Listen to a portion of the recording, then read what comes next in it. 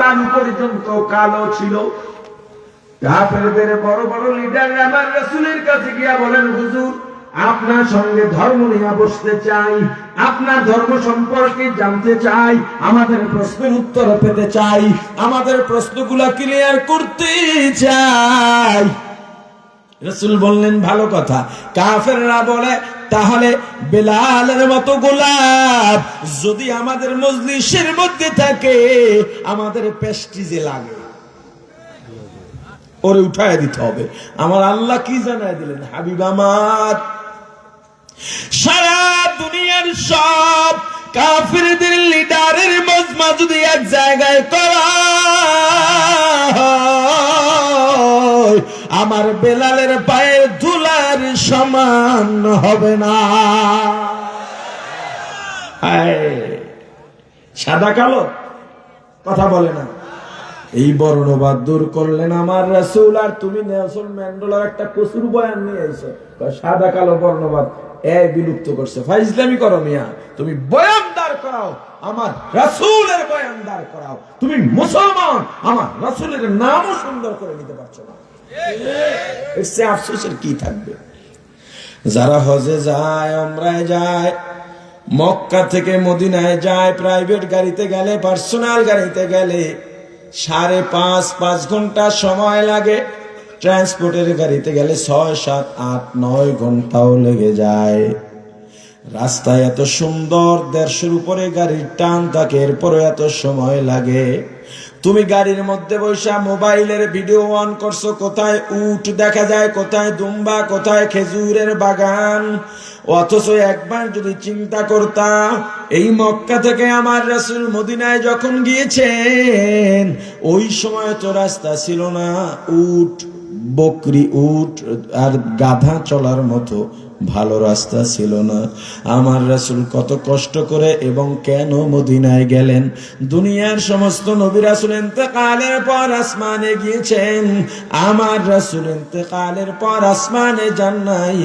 এখনো রওজা শরীফে এই সশরীরে সিজদায় পড়ে উম্মতি উম্মতি বলে কাঁদেন। নবীজির রওজার সামনে দিয়া হাজার হাজার লক্ষ লক্ষ হাজিরা যায়, সালাম দেয়, আসসালাতু ওয়াসসালামু আলাইকা ইয়া রাসূলুল্লাহ। সবাই বলেন আসসালাতু ওয়াসসালামু আলাইকা ইয়া রাসূলুল্লাহ, আসসালাতু ওয়াসসালামু আলাইকা ইয়া হাবিবাল্লাহ, আসসালাতু ওয়াসসালামু আলাইকা ইয়া শাফিআল মুযনিবিন, আসসালাতু ওয়াসসালামু আলাইকা ইয়া রাহমাতাল লিল আলামিন। ওই রওজার সামনের জায়গাটা এমন একটা জায়গা, একজন পাথর হৃদয়ওয়ালা মানুষ যদি দাঁড়ায়, তার পাথর গলে যাওয়ার কথা। কিন্তু এমন কি দিন আইল রে আমার ভাই, ওই জায়গা থেকে ঢোকার সময় হাজার হাজার মানুষ, কারো চোখে পানি নাই, শুধুমাত্র দেখা যায় মোবাইলের ভিডিও অন করা। অনেকে আবার বাসায় ভিডিও কল দেয়, নিজের বিবিকে রওজা দেখায় আর নিজের বিবিরে দুনিয়ার মানুষ দেখে যায়। ওরে ভাই, এর মাঝেও 2-1 আমার রাসূলের পাগল দেখা যায়, যাদের গাল বাইয়া বাইয়া পানি পড়তে পড়তে বুকটা ভেসে যায়।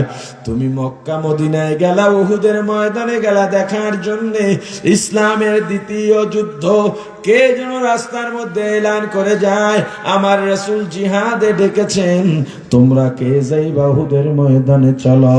হযরত হানজালা রাদিয়াল্লাহু তাআলা আনহু বাসর রাতে বিবিকে ফালাইয়া আমার রাসূলের ডাকে চলে গেলেন। বিবিকে বলে গেলেন, বিবি তোমার সঙ্গে আমার জান্নাতে দেখা হবে, তুমি যাও উহুদের ময়দানে ভিডিও করো, অনুভূতি তোমার কেমন? তুমি যদি ওখানে ঘুরতো, ওই জায়গার মধ্যেই হানজালার কবর আছে, দেখবা কবরস্থানে একটা বাউন্ডারি দেওয়া আছে, ওই বাউন্ডারির এক কোনায় একটু নিচা জায়গা, ঢালু জায়গা, কাফেরের গোষ্ঠী ওই জায়গায় আমার রাসূলকে মেরে ফেলাইছে।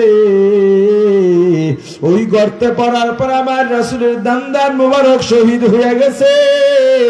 উহুদের পাহাড়টা দুই ভাগ হয়ে আমার রাসূলকে জায়গা দিয়েছে। আমার রাসূল বলেন উহুদ আমাদেরকে ভালোবাসে, আমরাও উহুদকে ভালোবাসি। উহুদ পাহাড় কিয়ামতের ময়দানে আমাদের সঙ্গে জান্নাতে যাবে। ওরে উম্মত, একটা পাহাড়ও আমার রাসূলকে চিনছে